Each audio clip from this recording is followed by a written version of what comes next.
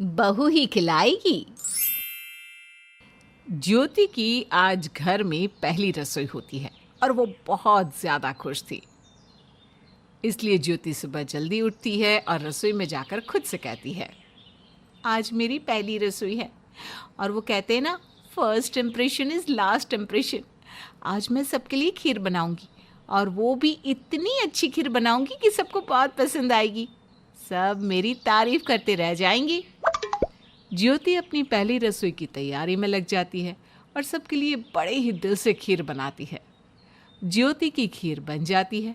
वो सबको देने जा रही होती है कि तभी ज्योति के हाथ से करछी गिर जाती है और ज्योति बिना करछी साफ किए ही उससे खीर निकालने लग जाती है। ये सब ज्योति की ननद पलक देख लेती है। वो ज्योति के पास जाकर कहती है, अरे भाभी, अभी तो आपके सामने करछी नीचे गिरी थी और आप नीचे गिरी हुई करछी को बिना धोए उससे खीर निकालने लग गई। कम से कम धो तो लिया होता। ननद जी, मैंने रसोई में आते ही सबसे पहले पूरे रसोई में झाड़ू पोछा लगाया है, तो जब ज़मीन गंदी थी ही नहीं तो करछी कैसे गंदी हो जाती। क्या ननद जी आप भी ना। भाभी, ज़मीन गंदी हो या ना हो, लेकिन गिरी हुई करछी तो गंदी हो गई ना। देखिए भाभी, खाने पीने में ना कोई गंदगी मत किया करो, ये सब बहुत सफाई से करना चाहिए। ननद जी, गंदगी तो मुझे खुद पसंद नहीं है। मैं खुद दिन में 2 बार नहाती हूँ। ये तो बस एक करछी ही थी। आप भी ना ननद जी, इतनी सी बात का इतना बड़ा पहाड़ बना दिया। भाभी अभी घर में नई नई आई है, अगर कुछ ज़्यादा बोल दिया तो बुरा मान जाएंगी। कोई बात नहीं, कुछ दिनों बाद तो भाभी भी समझ जाएंगी कि हम कैसे रहते हैं। पलक अपनी भाभी को कुछ ज़्यादा नहीं कहती और वहाँ से चली जाती है। ऐसे ही कई दिनों तक चलता रहता है। ज्योति दाल को बिना साफ करे ही चढ़ा रही होती है। तभी वहाँ ज्योति की सास सरला आती है और ये देखकर कहती है, अरे बहू, ये क्या कर रही है तू? माँ जी, आपको कम दिखाई देने लग गया है क्या? अगर ऐसा है तो हमें जल्दी से डॉक्टर को दिखाना चाहिए माँ जी। आप कहो तो आज ही डॉक्टर के पास चले हम। बहू, मेरी आंखें बिल्कुल ठीक है। मैं बस तुझसे पूछ रही हूँ कि तू ये क्या कर रही है। अरे, जब आपको साफ साफ दिखाई दे रहा है तो आप पूछ क्यों रही हो? दाल बना रही हूँ। अब तो आपको भी पता चल गया ना, अब तो कोई परेशानी नहीं है ना आपको। बहू, तूने दाल को ना धोया ना साफ किया, ऐसे ही कुकर में डाल रही है। अरे कम से कम साफ तो कर ले पहले। माँ जी, अब इसे क्या ज़रूरत है साफ़ करने की? दाल तो पहले से ही साफ़ होती है। आप लोग ना माँ जी बहुत साफ़ सफाई वाले लोग हो, जो अच्छी सी अच्छी चीज़ में भी कमी निकाल देते हो। बहू, हम भी इंसान ही है और हर कोई अपना खाना तो सफाई से ही बनाता है ना। पता नहीं तू कैसी है जो कुछ भी बना देती है। माँ जी, मैं तो ऐसी ही हूँ। अगर आपको कोई दिक्कत है तो आप एक नौकरानी रख लो, जो आपके हिसाब से सफाई से खाना बनाया करे, क्योंकि मैं तो ऐसी ही बनाना जानती हूँ। बहू, हमारे घर में खाना बहू या बेटी ही बनाते हैं। अब क्या हम नौकरों के हाथ से खाना खाएंगे? इतने बुरे दिन नहीं है। खाना तो तू ही खिलाएगी हमें। देखती हूँ कैसे गंदगी से करती है तू। सरला को अपनी बहू की ये आदत बिल्कुल पसंद नहीं थी, इसलिए सरला अपनी बहू को टोकती रहती थी। कुछ दिनों बाद सब लोग साथ में बैठकर खाना खा रहे होते हैं। ज्योति, उसका पति अनिल, सरला, पलक। तभी सरला की पड़ोसन जानकी आ जाती है। अरे जानकी, बिल्कुल सही टाइम पे आई है तू। आजा, खाना खा रहे हैं हम। बहू, जरा जानकी के लिए भी एक थाली लगा लेना। अरे नहीं नहीं सरला, मैं तो यहाँ तुझसे मिलने आई थी। मुझे नहीं पता था कि तुम लोग खाना खा रहे हो, वरना मैं कुछ देर बाद आ जाती। अरे तू भी क्या बोल रही है जानकी? तू क्या पराई हो गई? ए बहू, देख क्या रही है? जा जल्दी से जानकी के लिए थाली लगा दे।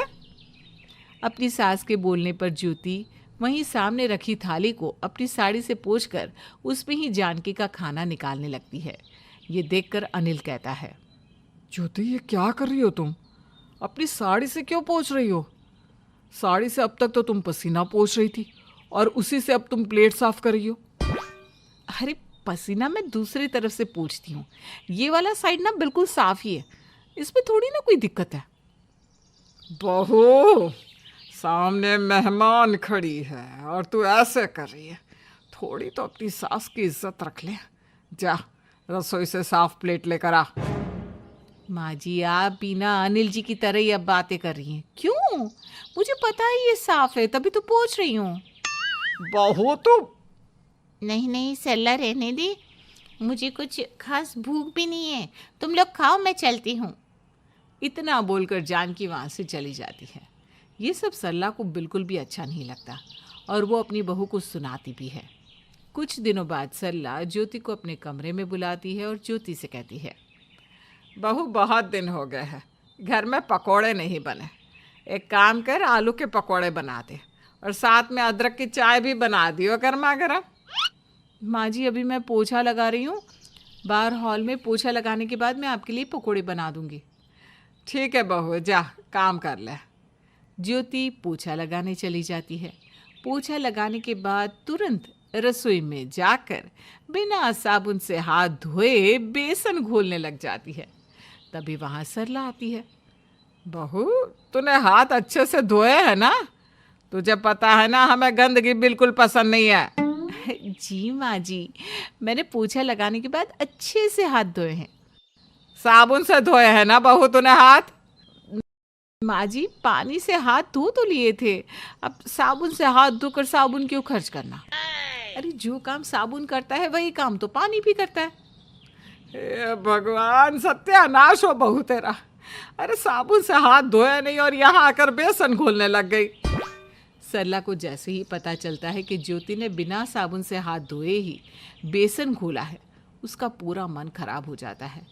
वो रसोई से निकलकर अपने बेटे अनिल और बेटी को बुलाती है। बेटा बस कर, अब तो खाना बनाने के लिए एक नौकरानी ही रख ले। मुझे इसके हाथ का खाना अब और नहीं खाना।